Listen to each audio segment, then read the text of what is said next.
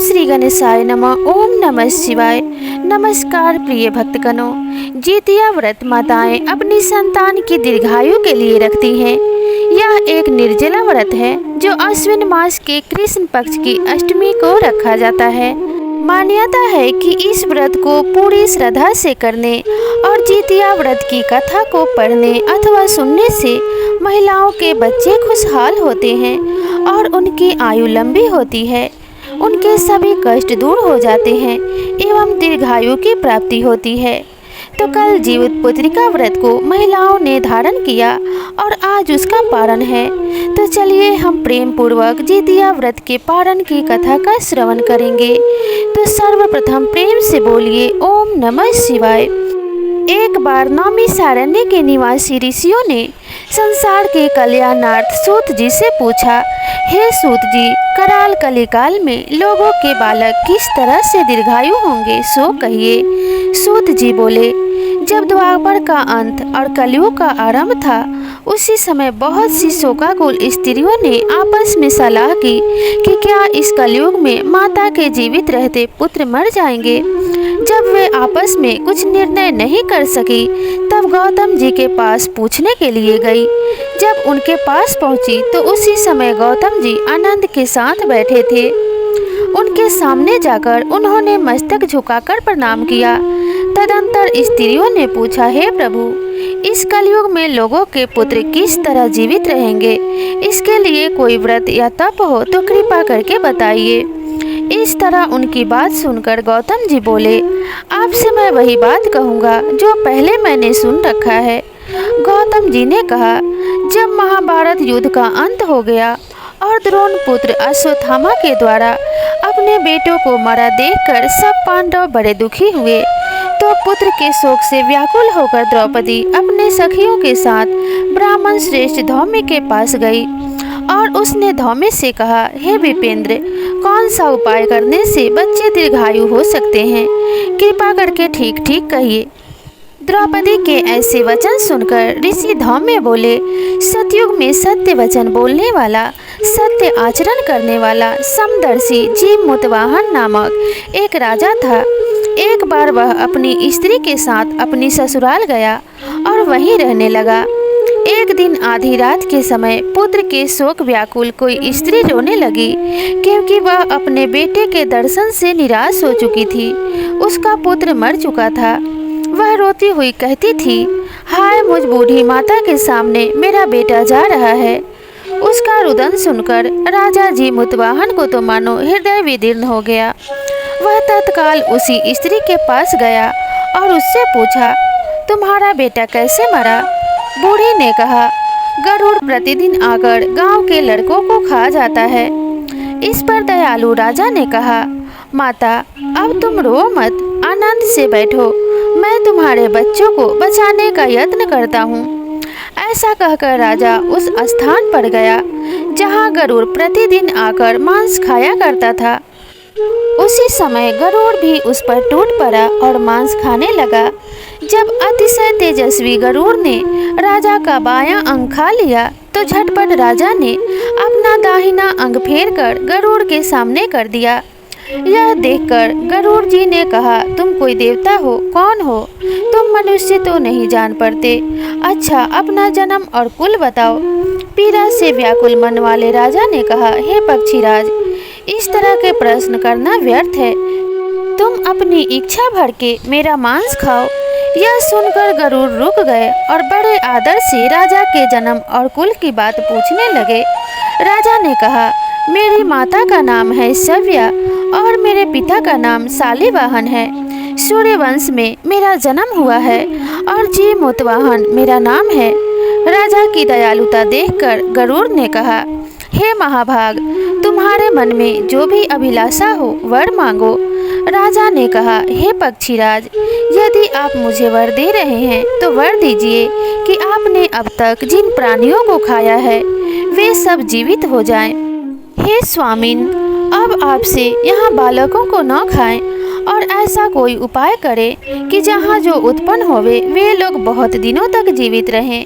धौम्य ने कहा कि पक्षी राज गरुड़ राजा को वरदान देकर स्वयं अमृत लाने के लिए नागलोक चले गए। वहां से अमृत लाकर उन्होंने उर्मरे मनुष्यों की हड्डियों पर बरसाया। ऐसा करने से सभी लोग जीवित हो गए जिनको कि पहले गरुड़ ने खाया था। राजा के त्याग और गरुड़ की कृपा से वहां के लोगों का सारा कष्ट दूर हो गया। उस समय राजा के शरीर की शोभा दूनी हो गई थी। राजा की दयालुता देखकर गरुड़ ने फिर कहा, मैं संसार के कल्याणार्थ एक और वरदान दूंगा। आज अश्विन कृष्ण सप्तमी रहित शुभ अष्टमी तिथि है। आज ही तुमने यहाँ की प्रजा को जीवन दान दिया है।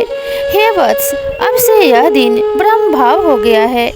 जो मूर्ति भेद से विविध नामों से विख्यात है, वही त्रय कैलाश से पूजित दुर्गा अमृत पाने के अर्थ में जीवित पुत्रिका कहलाई है। सो इस तिथि को जो स्त्रियां जीवित पुत्रिका की और कुश की आकृति बनाकर तुम्हारी पूजा करेंगी, तो दिनों दिन तक उनका सौभाग्य बढ़ेगा और वंश की वृद्धि भी होती रहेगी। हे महाभाग, इस विषय में विचार करने की आवश्यकता नहीं है।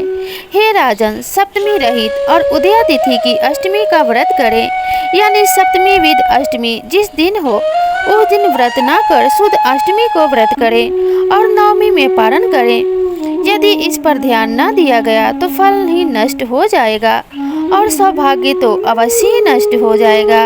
इसलिए सभी स्त्रियों को अपने पुत्र के दीर्घायु के लिए अष्टमी तिथि को जीवित पुत्री का व्रत अवश्य करना चाहिए।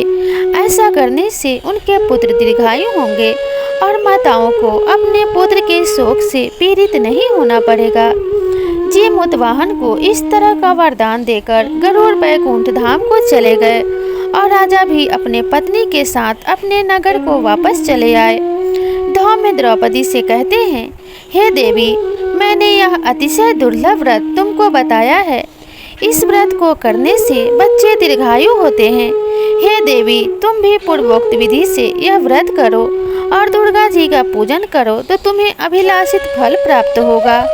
मुनिराज धौम्य की बात सुनकर द्रौपदी के हृदय में एक प्रकार का कौतूहल उत्पन्न हुआ और पूर्ववैष्णी स्त्रियों को बुलाकर उनके साथ यह उत्तम व्रत किया। गौतम ने कहा, यह व्रत और इसके प्रभाव को किसी एक चील ने सुन लिया और अपनी सखी सियारन को बतलाया। इसके बाद पीपल वृक्ष की शाखा पर बैठकर उस चील ने और उस वृक्ष की खोते में बैठकर सियारिन ने भी यह व्रत किया। फिर वही चील किसी उत्तम ब्राह्मण के मुंह से यह कथा सुन आई और पीपल के खोते में बैठी हुई अपनी सखी को सुनाया। सियारिन ने आधी कथा सुनी थी कि उसे भूख लग गई और वह उसी समय शव से भरे हुए शमशान में जा पहुंची। वहां उसने इच्छा भर मांस का भोजन किया और चिल्ली बिना कुछ खाए पिए रह गई और सवेरा हो गया। सवेरे वह गौशाले में गई और वहां गौ का दूध पिया। इस तरह नवमी को उसने पारण किया। कुछ दिनों बाद वे दोनों मर गई और अयोध्या में किसी धनी व्यापारी के घर में जन्मी। संयोग से उन दोनों का जन्म एक ही घर में हुआ, जिसमें सियारिन ज्येष्ठ हुई और चिल छोटी बहन बनी। वे दोनों सभी शुभ लक्षणों से युक्त थी, इसलिए बड़ी लड़की काशीराज के और छोटी उसके मंत्री के साथ ब्याही गई। दोनों का ब्याह विधि पूर्वक हो गया। पूर्व जन्म के कर्म फल से वह मृगनयनी रानी हुई। जिस किसी भी संतान को उत्पन्न करती थी वह मर जाती थी और पूर्व जन्म की बातों को स्मरण करने वाली मंत्री की पत्नी अब अष्ट वस्तुओं से सदृश तेजस्वी 8 बेटे को उत्पन्न किया और वे सभी जीवित रह गए। अपनी बहन के पुत्रों को जीवित देखकर ईर्ष्यावश राजपत्नी ने अपने स्वामी से कहा कि यदि तुम मुझे जीवित रखना चाहते हो तो इस मंत्री के पुत्रों को उस जगह भेज दो जहाँ मेरे बेटे गए हैं, अर्थात इन्हें मार डालो। यह सुनकर राजा ने उस मंत्री के पुत्रों को मारने के लिए कई प्रकार के उद्योग किए, पर मंत्री पत्नी ने जीवित पुत्रिका के पुण्य बल से उन्हें बचा लिया। एक दिन राजा ने अपने आदमियों से उन पुत्रों का सिर काटकर पिटारी में रखवाया और वह पिटारी उनकी माता यानी मंत्री की पत्नी के पास भेज दिया, किंतु वे 8 सिर बेशकीमती हीरे जवाहरात में बदल गए और भले चंगे वे 8 लड़के अपने माता के पास वापस चले गए। उनको जीवित देखकर राजपत्नी को बड़ा विस्मय हुआ। अंत में वह मंत्री के पास गई और अपनी बहन से पूछा, तुमने कौन सा ऐसा पुण्य किया है जिससे बार बार मारे जाने पर भी तुम्हारे बेटे नहीं मरते। इस पर मंत्री की पत्नी ने कहा, पूर्व जन्म में मैं चील थी और तुम सियारिन, दोनों ने व्रत किया था। तुमने व्रत के नियमों का भली भांति पालन नहीं किया था और मैंने किया था। इसी दोष से हे बहन तुम्हारे बेटे नहीं जीते हैं। ओ राजरानी, अब तुम भी उस जीवित पुत्री का व्रत को करो तो उससे तुम्हारे बेटे दीर्घायु होंगे। मैं तुमसे सच सच कह रही हूँ। उसके कथन अनुसार रानी ने भी इस व्रत को किया, तभी से उसके कई बेटे और सुंदर और दीर्घायु होकर बड़े बड़े राजा हुए। सूत जी कहते हैं कि सब प्रकार का आनंद देने वाला मैंने यह व्रत तुम्हें बतलाया है। स्त्रियां चिरंजीवी संतान चाहती हो तो उन्हें विधि पूर्वक यह व्रत अवश्य करना चाहिए। इस व्रत के प्रभाव से उनकी संतान दीर्घायु होती है।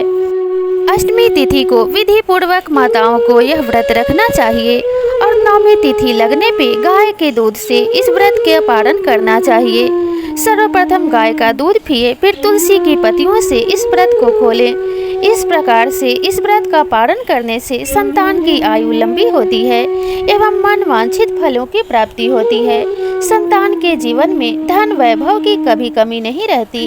इसलिए इस उत्तम व्रत को माताओं बहनों को अवश्य करना चाहिए और भगवान जी मुतवाहन से अपनी संतान की लंबी आयु के लिए प्रार्थना करना चाहिए। तो आप सभी का जीवित पुत्री का व्रत मंगलमय हो और आपको मन वांछित फलों की प्राप्ति हो। इसी मंगल कामना के साथ आपसे विदा लेते हैं। मिलते हैं नई कथा और कहानी के साथ। तब तक के लिए राधे राधे।